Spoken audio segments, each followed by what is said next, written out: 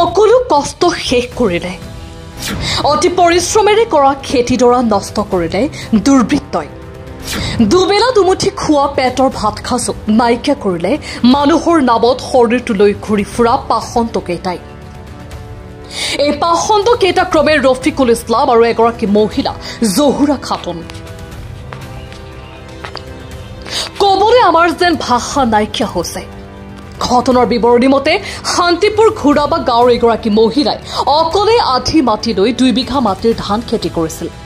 কিন্তু 9 তাৰিখে ৰাতি 9 বজাত স্প্ৰে লৈ বিষাক্ত দৰৱ মাৰি জ্বলাই পেলালে খেতিডৰা মহিলাগৰাকীয়ে স্থানীয় মিকিৰভেটা আৰক্ষী থানাত এজাহাৰ দাখিল কৰিছে যদিও এতিয়ালৈ কোনো পদক্ষেপ গ্ৰহণ কৰা নাই উপায়ন্তৰ হৈ সংবাদ মাধ্যমৰ কাষ চাপিছে ভুক্তভোগী মহিলাই ৰহিকুলে সুধিছে যে ইমান ৰাতি ক'ত গৈ আছা পিছতে উত্তৰ এইটো দিছে দিনত টাইম নাপাওঁ ৰাতি গান দিয়ে ধান শেষ কৰিলা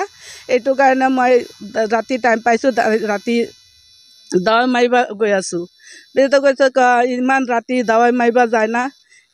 পিছতে আমি ইয়াত শুনি আছোঁ কথাটো তাহানো দেখা নাই আমাক আমি খাৰা হৈ আছোঁ যে আমাক দেখা নাই এনেকৈ কৈছে কৈ কেনে পিছত এই টেংকিটো লৈ আহিছে পিছতে মই ঘৰত আলোচনা কৰিছোঁ কৰাৰ পিছত আমি ইমান ভাবা নাই যে ৰাতি আহি কেনে আমাৰ খেতিত যে ঔষধ মাৰিব দাৱাই মাৰিব আমি কোনো সময় এনেকৈ ভাবা নাই ৰাতি 9টা বজাত মাইকী মতা 9টা বজাত আহিছে 9 তাৰিখে 9টা বজাত আহিছে কান্দত টেংকি লৈ আহিছে মাইকীটো পাছত আহিছে মতাটো আগত আহিছে টেংকি লৈ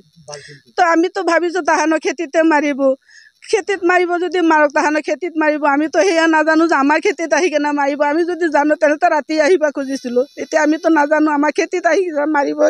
দাৱাই পিছতে পিছদিনা মই খেতিত আহিছোঁ মতাটো খেতিত আহিছে আহি কেনে চাইছে খেতি একদম বগা হৈ গ'ল একদম ৰঙা হৈ গ'ল পিছতে যাই মতাটো কৈছে যে শেষ কৰিলা কি শেষ কৰিলা খেতিটো জ্বলাই দিলা হেৰি খেতি জ্বলাই দিলা কেনেকৈ খেতি জ্বলাই দিব পিছতে মই খেতিত আহিছোঁ আহি কেনে এনেকৈ চাইছোঁ মই একদম মনটো ভাঙি গ'ল ইমান তেল 100 টকা লিটাৰ তেল আনি কেনে ইমান কষ্ট কৰি খেতি কৰি কেনে এতিয়া ধানটো যে শেষ কৰিলা মানুহ কাম কৰিছে নাই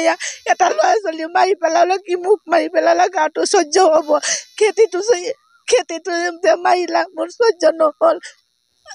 আজি আমাৰটো কৰিছে আৰু একদিন বেলেগতো কৰিব থানাত খবৰ দিছোঁ পিছতে থানা পুলিচ আহিছে আহি কেনে ভিডিঅ' কৰি লৈ গৈছে পিছতে আজি 4 দিন হৈ গ'ল ভিডিঅ' কৰি লৈ গৈছে এতিয়া থানালৈ একশ্যন লোৱা নাই ক'ব লগা আছে মানে এইটোৱে এই যিটো ল'ৰাৰ লগত এইটো ক্লেছ হৈছে এই ল'ৰাটোৱে আগৰ পৰাই মানে এটা ধমকি দি আছে যে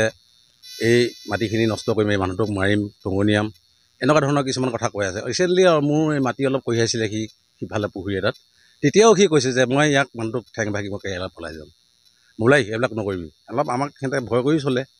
মই এই মানুহখনক আগতে মোক কৈছে যে খেতিটো জ্বলাব কিন্তু মই কৈছোঁ এই মই আছোঁ একো নহয় বাছ তেনেকুৱা এটা অভয়া দি পেলাই মই মাটিটো ৰাখি দিলোঁ